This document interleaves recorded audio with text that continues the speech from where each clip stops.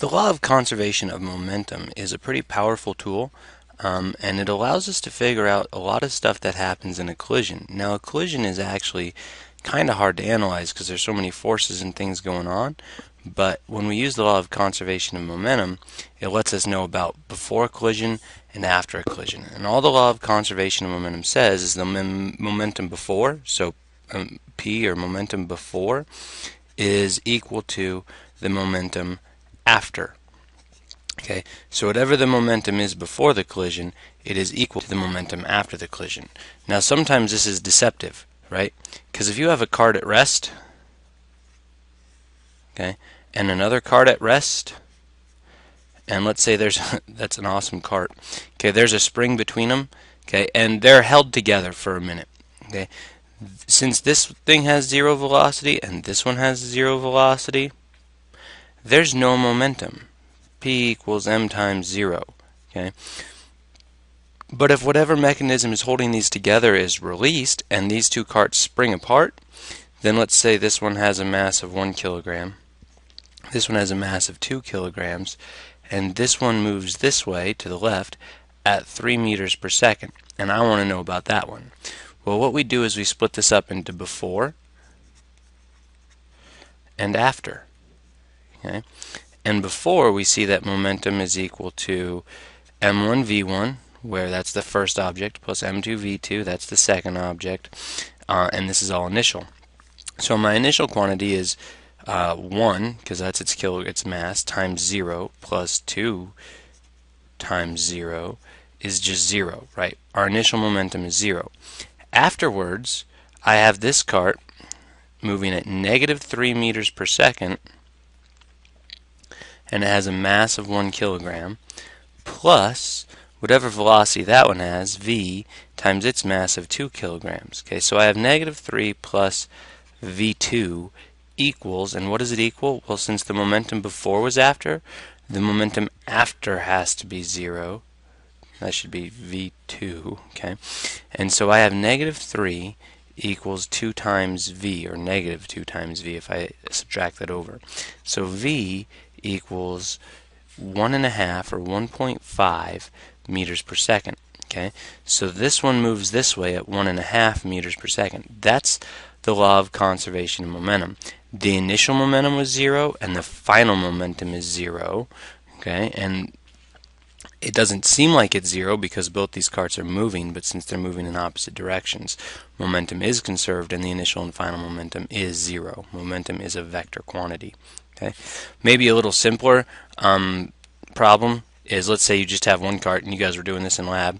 Say it's got a mass of 2 kilograms and it's moving this way at 3 meters per second. It smashes into a cart over here that has a mass of 1 kilogram and it's initially at rest. Okay, so its velocity equals 0. This is my before side. This is the picture that's happening before anything else. Okay, so I want my momentum. P is equal to 2 times 3 plus 1 times 0, right? Mass times velocity plus mass times velocity, which is just 6 kilogram meters per second. So the total momentum before anything happens is 6 kilogram meters per second. So this cart hits this cart, and let's say they stick together and move off together. Okay, so now this one still has a mass of 2 kilograms, this one still has a mass of 1 kilogram, but since they're stuck together, they have some final velocity v, and it's the same. So I have 2 plus 1, because their masses stick together, times v is equal to 3v, and that has to equal my 6 kilogram meters per second because momentum is conserved. So 3v equals 6, divide by 3, and v equals 2 meters per second. Okay, so momentum is conserved, and so since there's more mass moving now, that's not moving as fast.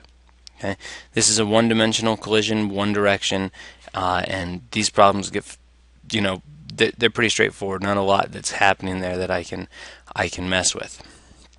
Okay, it gets a little bit more complex. Say if instead of just dealing with a cart that moves in one direction, let's say I've got a 0.5 kilogram ball, and it's moving this way to the right at 4 meters per second, and it hits another ball that's stationary. Okay, and it's an identical ball, 0.5 kilograms, but it's not moving.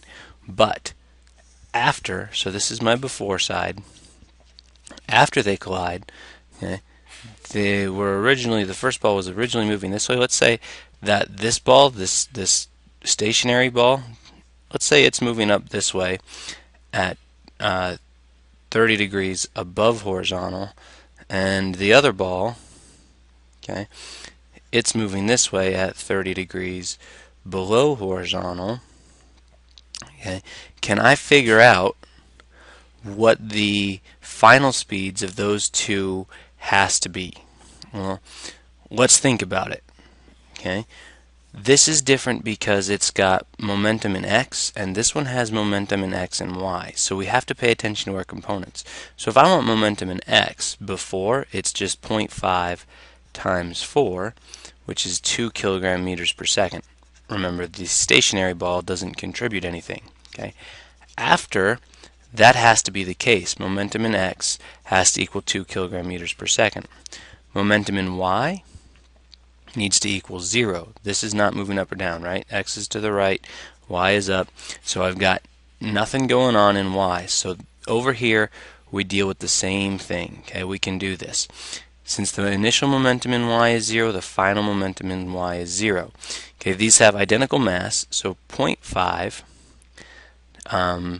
times whatever its velocity in y is, vy, okay, equals, okay, I'm going to go ahead and okay, I'm going to call this one the top ball. I'm going to call it ball A. So vya equals 0.5 times vyb.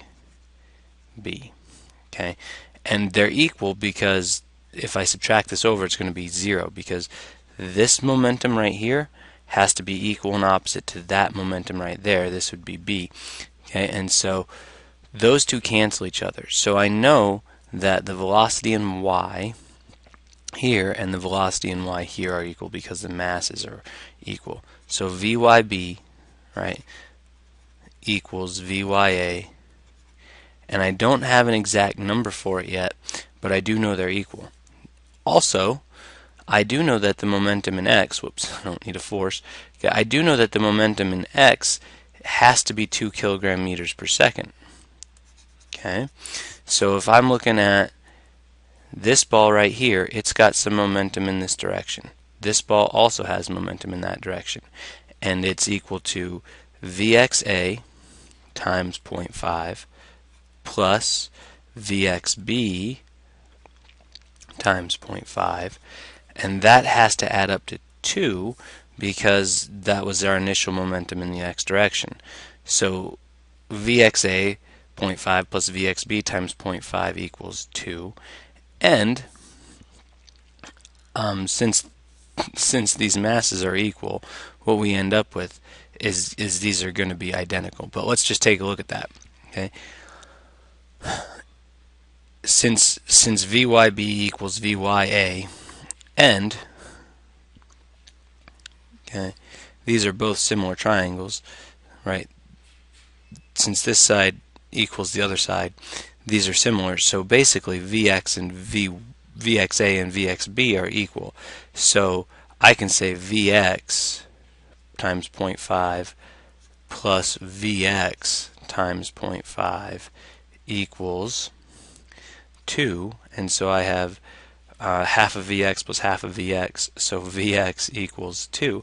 So I know that the velocity in the x direction of each ball is 2 meters per second. Okay, and that makes sense because each one is contributing half the total momentum, and it has to add up to the 2 kilogram meters per second. So 2 times a half is 1 plus 2 times a half is 1. Okay, so they're both moving to the right at 2 meters per second. So now I can actually figure out how fast they're moving in y. I just use my triangle. I know this is 2 meters per second. I know that this is 30 degrees, and I want to know what this side of the triangle is, or if I just wanted the total, I could go with this side. Okay, and actually, let's see, this is a 30, 60, 90, so I would use cosine of 30 equals adjacent over the hypotenuse. So the momentum, or the velocity, I guess since we're in velocity, is just equal to 2 divided by the cosine of 30. Okay? And you would know how fast that ball's going. And it's the same for both because the balls were identical and they did identical things. Now, if they're not identical, it can get a little bit more complex, but just remember, law of conservation of momentum, momentum before and after is the same, and if it's in 2 dimensions, then deal with x and deal with y, just like we always have before. Okay? There are some problems I want you guys to take a look at today. Let me know if you need help.